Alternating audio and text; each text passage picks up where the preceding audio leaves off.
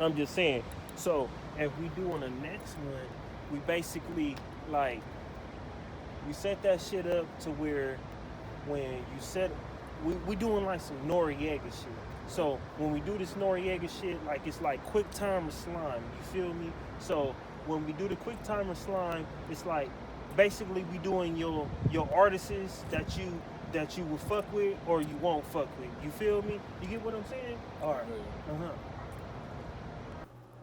Yeah. Y'all know it's another interview. Y'all know we had to give it to y'all. Refuse Media presents Too Cool. But you know, y'all may know him as Kool Aid. You feel me?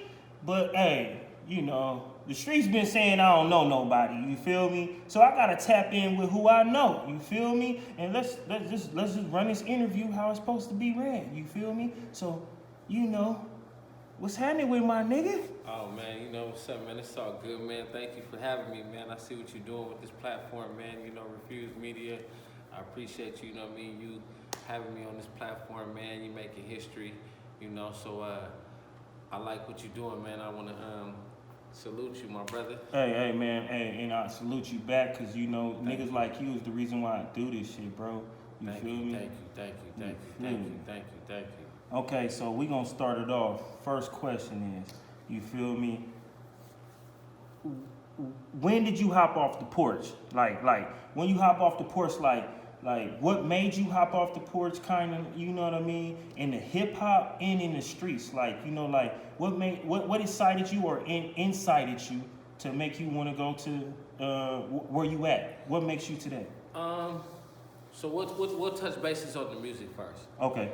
My father was from Motown. He's from Detroit. My brother, he was born in the 70s, late 70s.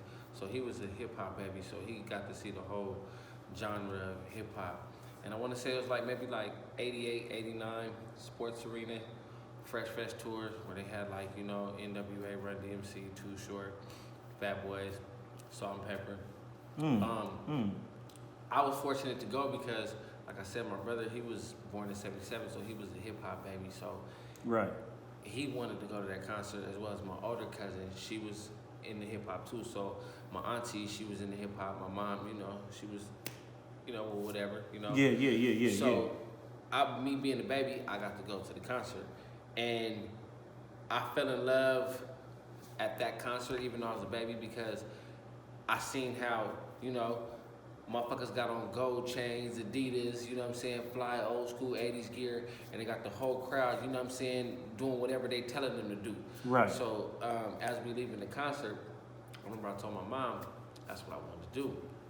So going back to the music, my pops, he would always be bumping oldies, because like I said, he was from Motown. Oh yeah, the real music, music capital right there. Music was always played in the house, you know what I'm saying? But not only oldies, the Chronic album, Mary J. Blige, What's the 411? Like my parents would always bump that shit every time we would have like parties. Oh, you out there stepping on shit. Sade, you know, like we'd be outside playing and you could hear that shit loud as shit, you know what I'm saying?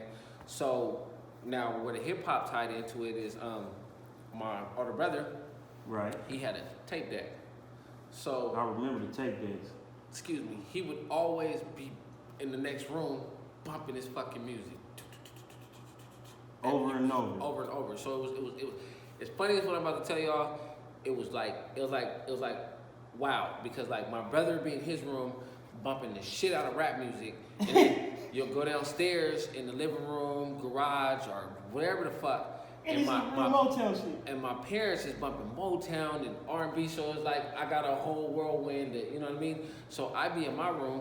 He in a baby club when he in the house. I be in my room and I'm listening to everything. So it was one day I was probably like let's say like 8 or 9. My brother, he's playing his rap shit. I go outside, and as I go outside,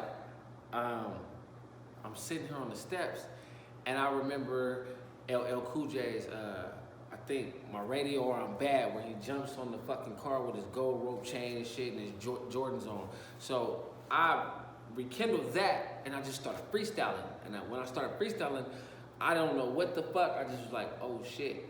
You know what I'm saying? So where it really kicked in at is being at school. People would hear me freestyle and the reaction that it came from. So that's how the music, you know, tied in. Right. As far as the street shit, my mom and father, they divorced when I was 14.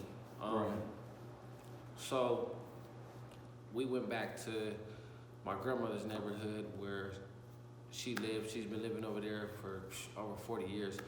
I was tied into a lot of shit. And when I say tied into a lot of shit, I saw a lot of shit. Whether it be the older homies up at the park, motherfuckers I went to school with was, you know, gang banging, doing what they was doing. So it came with the territory as in due time. And it was like an adrenaline, you know. I'm not gonna blame my parents or nothing like that because like I said, you know, my mama did what she had to do, you know, to keep me well-mannered. My grandparents, they did what they had to do. My father, you know, tried the best he could, but, you know, they just couldn't be in the same household. So at the time when my mom and grandparents wasn't around, I'm at the park with the homies. I'm visualizing, seeing what the homies doing. He said, I'm stepping you with the homies. I'm at the park. Glorifying what they do, you know, the freedom, the attention that they're getting drawn, you know, and as well as this is the neighborhood. So I was fascinated by that. As I got deep in it, there was no turning back, you know.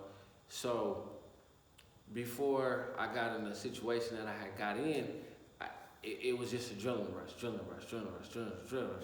And coming from where we come from, the dudes that we looked up to was the dudes that was on the block. You know what I mean? The dudes that was getting money. The dudes that was, you know, doing their thing.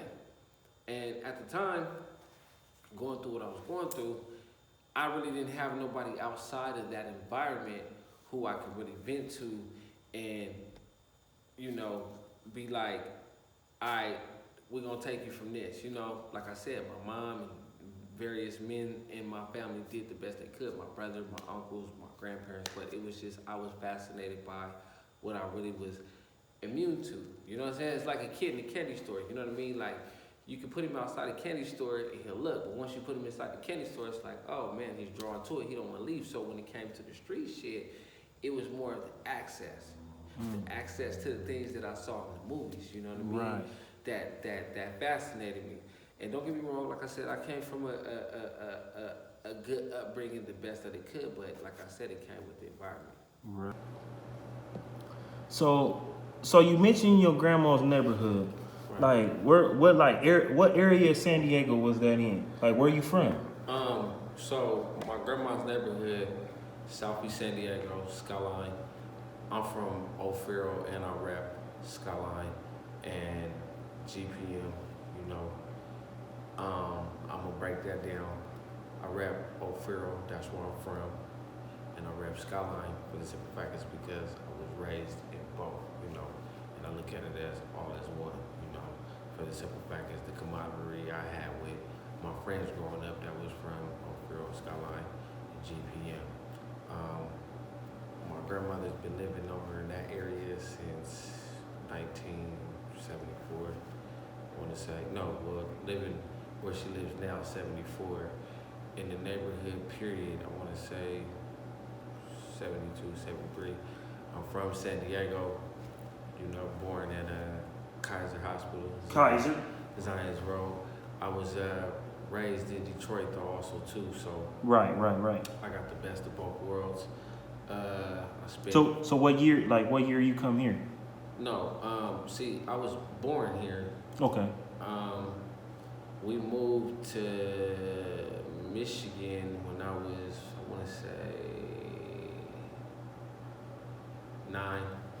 I came back here when I was about 12, left, went to Hawaii for a year, and then came back. So for the rest of that part, I've been here. So I'm from here, I'm born here, but you know, I've spent some time in the Bay Area too. I got family roots out there. Right. As well as I got to spend time in the Midwest because I got a lot of family roots out there, Chicago, Detroit. So I had the best of both worlds, you know. Right. Best of both worlds. Damn, you nigga, you spent the block. You spent a couple blocks. That's what it sound like. Well, that's because of the structure of my parents, you know. Oh, right. We would get too spoiled, or we would, you know, just act like our shit don't stink, you know. My daddy, you know, put us in the car and be like, you know, we're gonna take you somewhere where it's really fucked up at, you know. Whoa, right. You're gonna learn some shit. Cereal, no milk. Just type shit, because I went to school in my grandma in Detroit's neighborhood. Right. You know, and I learned a lot, you know, living in Detroit and being in that environment. You know, it taught me to be thankful. It taught me that I'm blessed. It taught me a whole lot. Right. It taught me how to, you know, How to survive. San Diego taught me a whole lot too. We get overlooked, you know, because, you know, a lot of people come out here and they think beaches, weather, that it can't go down here, and it can't go down here. You know what I'm saying? And on that note, it can go down anywhere. Anywhere. But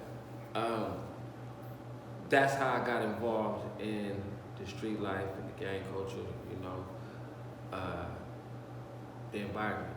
You know, the environment being in, as well as the adrenaline. You know. So you know we had to change spots on y'all because we gotta step on y'all, you feel me? And we gotta give y'all exclusive shit. So we gotta give y'all exclusive locations, you ski me? So, you know, this is quick time of slime like Noriega be doing, you feel me? But we doing some San Diego shit on it, you know what I'm talking about? Let's go. So, oh wait, or T6. They're both talented artists. The beard. I've worked in the studio with T6, you know. Okay. We come from the same era. Right. He works phenomenal. I haven't been in the studio with him, but just based on his work ethic and what he's putting out, they both, believe it or not, they both kind of got like a similar flow, but just a different demeanor. Right, and when I say a similar flow, it's more like, you know, back, especially like when T.O. was like, you know, very in his prime and he was young and he was, Smashing you know, in my GT, they don't like me. he was doing this thing. He was working repetitively, and he had that like chip off the block. You know what I'm saying? And then that's how Owe is. He came home and he just got to it. So because I've worked in the studio with T.O., as well as I've witnessed Owe's growth, right, I'm gonna have to take a shot on that one because I'm gonna take a shot on that one. And we do have liquor. Hold on. Before I take the shot, this is the reason why I'm gonna take the shot. Go ahead. Is because they're both from my neck of the woods. Step on it. Owe works phenomenal. He's working phenomenal. He's putting in his work. Okay. T.O. is phenomenal too in producing. Right. Recording. Right. Bro got a different. He stepped different. His word play too. You know what I'm saying? Right. Like it's his flow is like, cause like I said, I've been in the studio with him. Like he's like pure genius kind of. And when I say he's pure genius, like you'll do your verse, right, and then the next nigga do his verse, and then he'll get in there, and then you're like, fuck, I want to redo my verse, and then always on some like. He'll say some shit, and you'll be like, hold on, what that nigga say? So I gotta take a shot, only because both of them niggas is talented, and they both from my neck of the woods, and I can't decide. So I'm gonna take a shot. Hey, mafia business. Ski that. Okay, so next we gonna go Tupac or Biggie. Once again. Oh, let me hear it. I grew up listening to both of them. I grew up watching both of them's career, okay? Right. Biggie was phenomenal on the delivery, on the wordplay, kicking the door, waving the 4-4. All you hear is Papa don't, no more. Okay? Hey. Tupac was ridiculously just with the poetic delivery, Dear mama. the wordplay, the subject of the song. Brenda. Got a baby? Give me my money in stacks to lace my bitches with 9 figures. You know what I'm saying? Like, Oh, yeah. my He adversaries cry like hoes up in the shut like doors. Is you a friend or a foe? Nigga, you ain't know. They got me stretched out on death row. I seen money, but baby, I got to get more. So it's like, both of them niggas was phenomenal. You know what I'm saying? Right. From Tupacalypse Now to, you know what I'm saying, Ready to Die to All Eyes on Me to fucking Life with the Death. Woo. And I can't say being from the West Coast of California, you know what I'm saying, that Right. I'm gonna pick Pac because I listen to Biggie too. You know what I'm saying? I Right. fucked with both of them. Ready to You Die ain't was a biased. phenomenal album. You know what I mean? I remember I walked to go get out All Eyes on Me. So if I have to pick based on, don't get me wrong, they both left a legacy. They both left an impact. I'm gonna have to take a shot. Ooh, he I'm taking gonna a have to shot. take a He taking shot. a shot on that one. He taking another shot on that one. Only because I grew up listening to both of them and I watched them, and me as an artist, when I write, I'm thinking in the mind of both of them. You know what I'm saying? Right. And both of them were phenomenal in every way though. Just being in the studio, work ethic, freestyling, writing, leaving an impact on the community, on the streets. Really, really, really about that gutter grit shit. Not giving a fuck. You know what I'm saying? Didn't give a fuck if they was broke. Didn't give a fuck if they had money. You know what I'm saying? And both of them, with their work ethic, was so fucking phenomenal. And then if we're talking album sales, the impact they left on the streets, just everything, how everybody gravitated them, I gotta take a shot. Yep, take a shot. So now, we gonna get a little technical. We gonna get, you know what I mean? We gonna get a little technical so we fix everybody's shit. We can get that upgraded system. You feel me? Because sometimes people's shit be outdated. So, let's go. Bloods or Pyrus?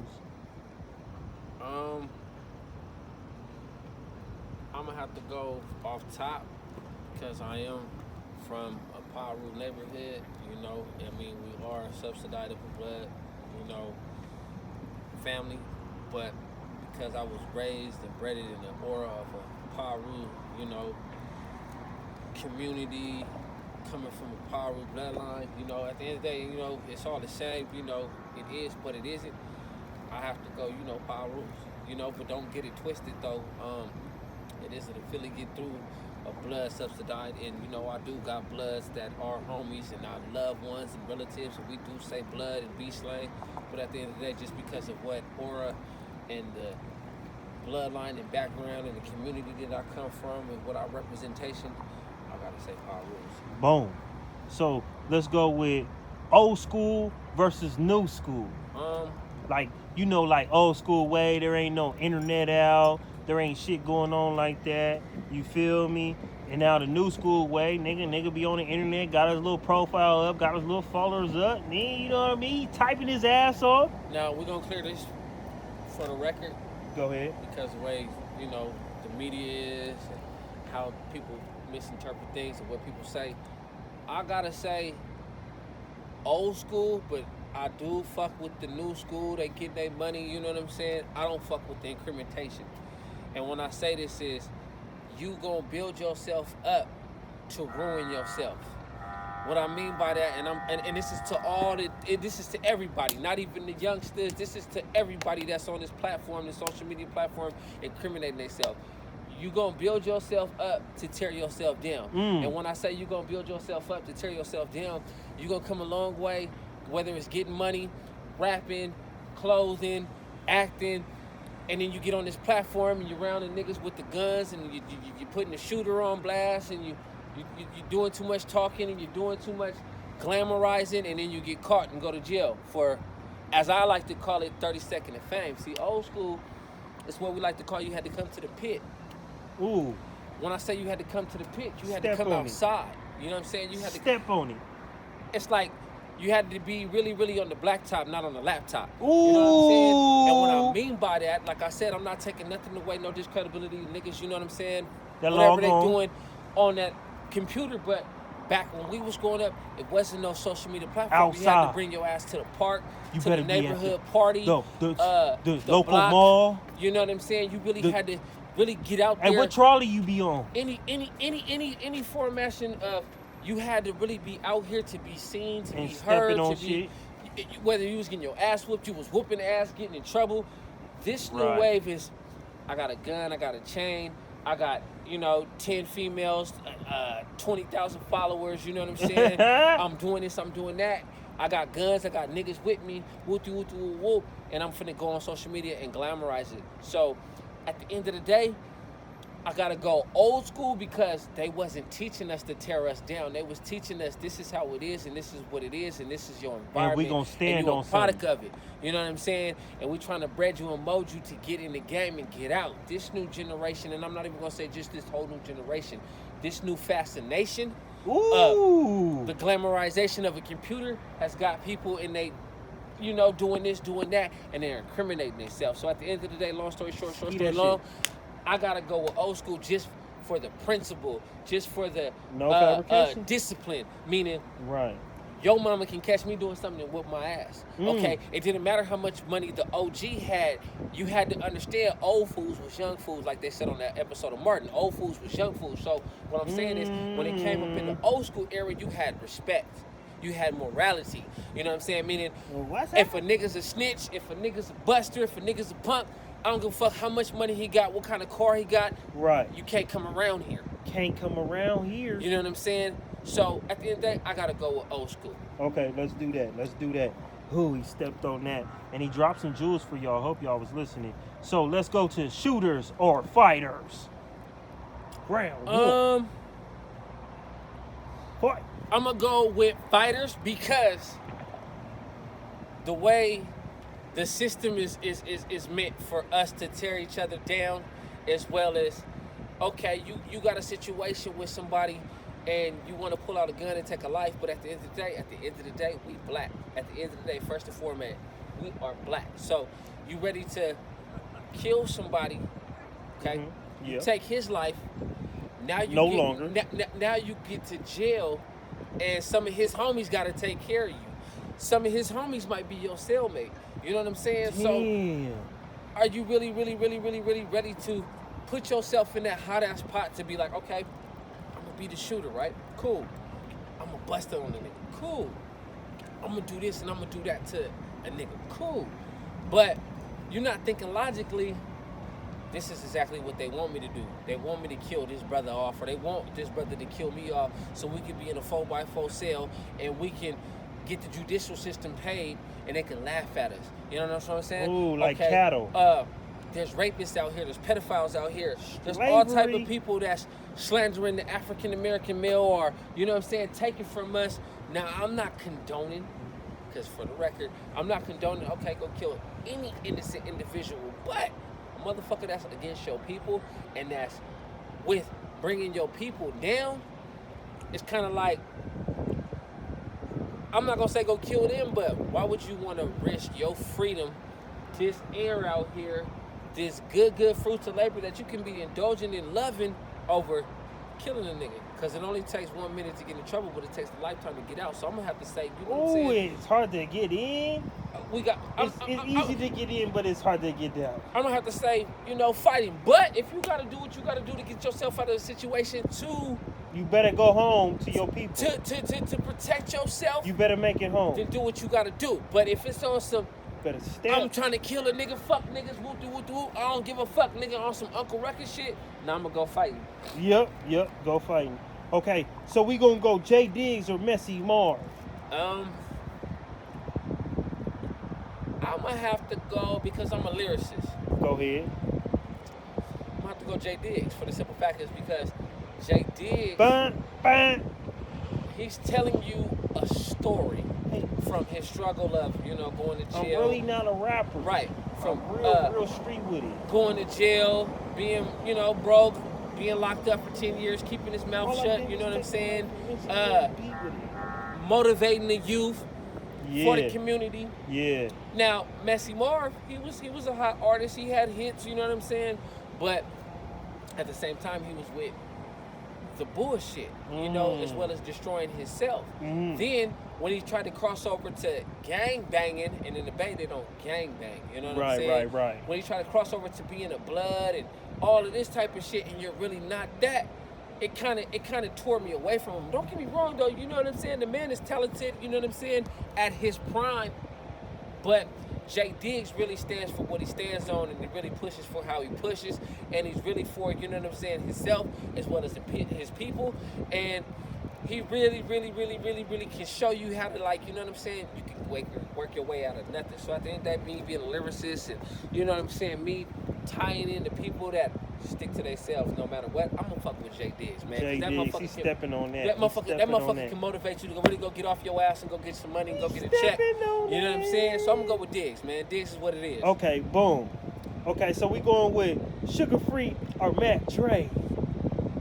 I'm gonna have to go, at the end of the day, Sugar Free got bars, he got some isms, he got some, you know what I'm saying, some game, you know what I'm saying? He got some shit for you if you're going through it with a little broad, you know what I'm saying? He gonna wake you up out of it. Kiss your bitch goodbye. But Mac Dre's work was phenomenal. He hit the Guinness Book of World Records with the double disc CD before Nelly, you know what I'm saying? He came out of jail, you know, doing a bid that he didn't have to do. He was sitting in the car, you know what I'm saying? He could have told on his homies, but he didn't, you know what I'm saying? And he was with, you know, really putting his community in his section to crest on the map, you know, and he did it on the underground level, you know what I'm saying? Selling CDs out the trunk, out the box, you know, he had a whole movement, This What It Is, Beezy, all of that type of shit. The nigga, lingo, his spirit touched this city. The big glasses and the Thiz pills and the All hanging that. out the sunroof, you know, Nigga, with the big shirts and shit. So you he had a feel me? whole movement. So at the end of the day, I'm gonna go with Dre. But don't get it fucked up. I fuck with Uncle Sugar Free, but Mac Dre's legacy and everything that he was really on the court of his whole community and his whole city, you know, not saying Sugar Free didn't put Pomona on the map, but you know, He put Pomona on the map. No, he did, but Dre was on a whole entity, meaning you gonna have your shit, I'm gonna have my shit, you gonna eat, I'm gonna eat. We all gonna eat. When he came out with the, you know what I'm saying, the Rompilations, you know what I'm saying? When he came out with motherfucking Trill TV. Step on it. Oh, that's what this was? With the DVDs. Where do you think this come from? When he came out with just all of it, Something Terrible to Refused Group. Media, baby. Motherfucking just everything. Mac Dre just came with so much shit to where it was like, what the fuck? Okay, this nigga's not playing an album every month. Get with fucking it. mixtapes every fucking just boom, Get boom, with boom, it. boom. So at the end of the day, I gotta go with Dre. Whoa.